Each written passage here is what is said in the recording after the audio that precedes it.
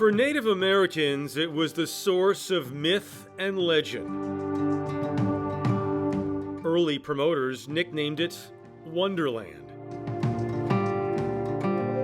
Today, it's one of the last great wildernesses, accessible to anyone lucky enough to travel here. Most come in the summer, when it's warm. That sunrise light is just gorgeous. Incredible. We came in January, when it's not.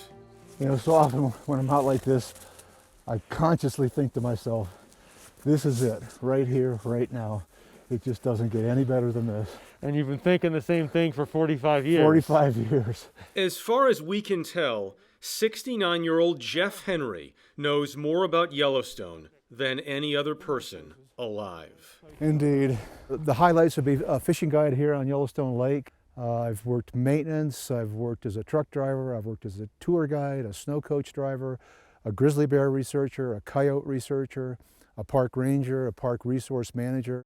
Henry is also a photographer and author, having written 8 books about Yellowstone, including his latest, Yellowstone National Park, the first 150 years. The title can be deceiving, since the book begins discussing the area's ancient geologic riches. Yellowstone today remains the world's largest volcanic system, with more than 10,000 hydrothermal features constantly releasing pressure. Yellowstone has looked pretty much like it looks now since the ice of the last period of glaciation melted away, and that was about 14,000 years ago. That's around how far back humans can be traced here. For critters, it's a lot longer. Waiting for some coyotes to come up. We're not going to interrupt them. We're going to let them pass by and go enjoy their dinner. I would like to enjoy my dinner right now. I'm hungry. Many roads throughout Yellowstone are not plowed in winter. Most people and supplies are transported by snow coaches, which are also a great way to spot the largest collection of mammals in the lower 48. In 1884, the buffalo population dwindled to only 24 in the entire park. Today, there are about 5,000. The frost buildup actually protects them. I think it's an indication that their coat's extremely warm. They're very well insulated. This one guy is just staring at me. I mean, he's like, why are you guys, am I supposed to be worried about you guys or not? It's not their nature to look for trouble. It's mine.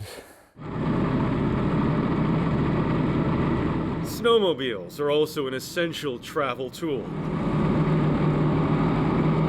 allowing Henry to complete the critical task he devotes his time to these days as one of the park's winter keepers, clearing rooftops of snow so buildings don't collapse. This is the greatest sport in the history of the world, Jeff. Clearing snow from rooftops? It is something Jeff Henry is obsessed with. I love to play basketball, I love to play football, I love to ski, love all of those sports. But I'd give them all up if I had to do this. Nice. You've done all these incredible things in your life and seen more of this place than I think anybody.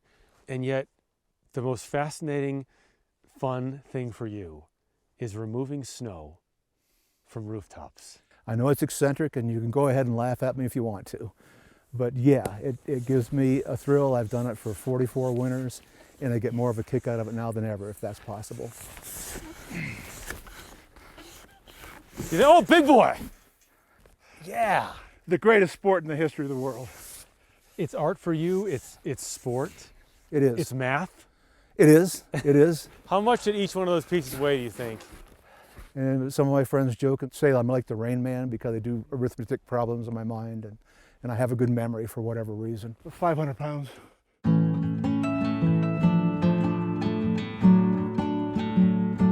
Snow clearing also helps if you want access to the grand view of Yellowstone's most famous site from on top, the Old Faithful Inn.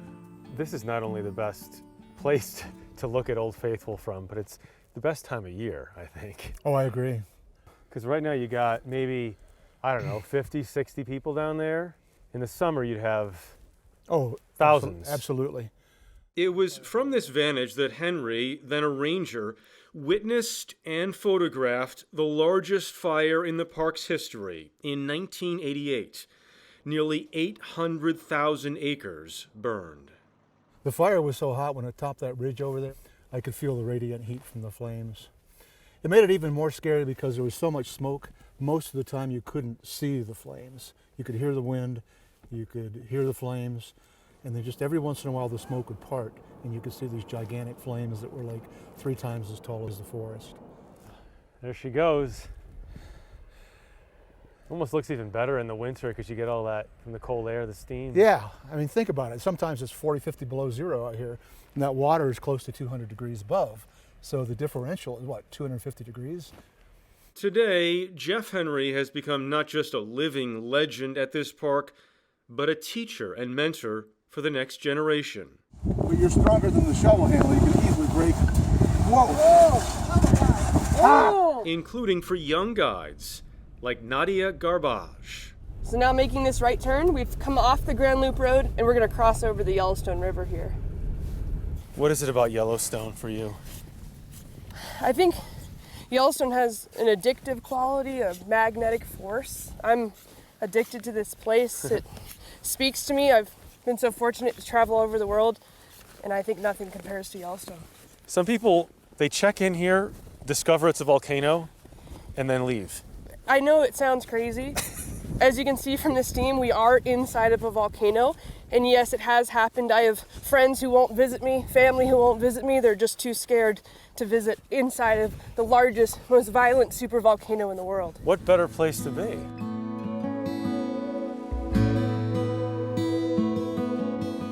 It's been over 640,000 years since the last super eruption helped form these awe-inspiring landscapes.